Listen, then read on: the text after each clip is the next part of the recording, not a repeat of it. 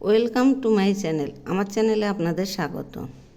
আজকে আমি বেগুনি রেসিপি নিয়ে আপনাদের সামনে আসছি। আজকে আমি আমার মায়ের মতো করে বেগুনি বানাচ্ছি।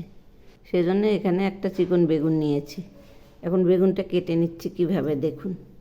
প্রথমে এইভাবে কেটে নেব, তারপর যে এইরকম চিকন করব।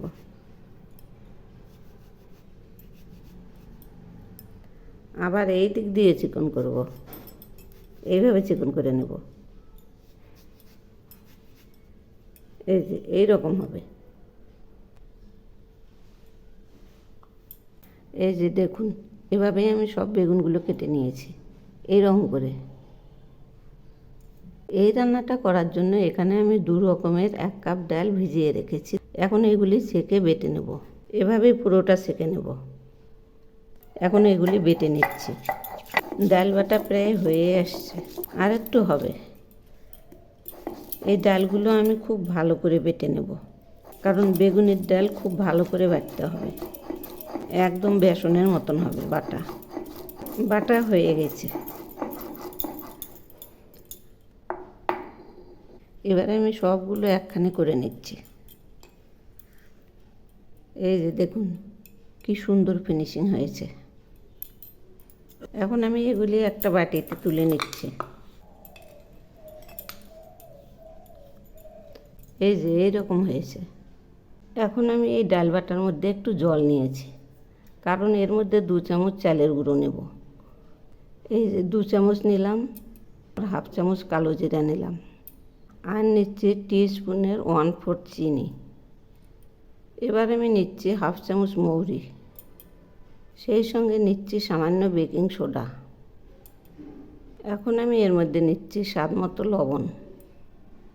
এবার আমি আরেকটু জল দিয়ে নিচ্ছি।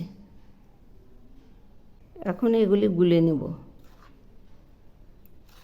এভাবেই গোলাবো। তো বন্ধুরা, আমার রেসিপি যদি আপনাদের ভালো লেগে থাকে তাহলে সাবস্ক্রাইব করে আমার পাশে থাকবেন। যে এইরকম হয়েছে, এগুলি আরেকটু পাতলা করব। আরেকটু জল দিয়েছি, এবার গুলে নিচ্ছি। এই যে এইরকম হয়েছে।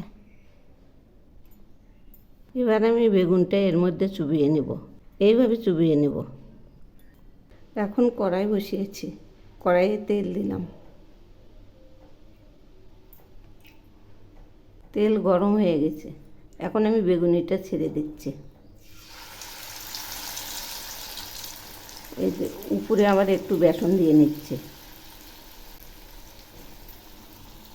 এক পাশ ভাজা হয়ে গেছে, এখন আমি উল্টে দিচ্ছি। একটু ঘুরিয়ে দিচ্ছি, আবার একটু নেড়ে দিচ্ছি। ভাজা হয়ে গেছে, এবার নামিয়ে নিচ্ছি। এভাবেই মা চিকন বেগুনের বেগুনি ভাজা। এভাবেই আমি সবগুলো ভেজে নেব। এই যে বেগুনিগুলো সব ভেজে নামিয়েছি, দেখুন কত সুন্দর হয়েছে। এভাবে বানিয়ে খেয়ে দেখবেন, যেমন ক্রিস্পি তেমনই টেস্টি।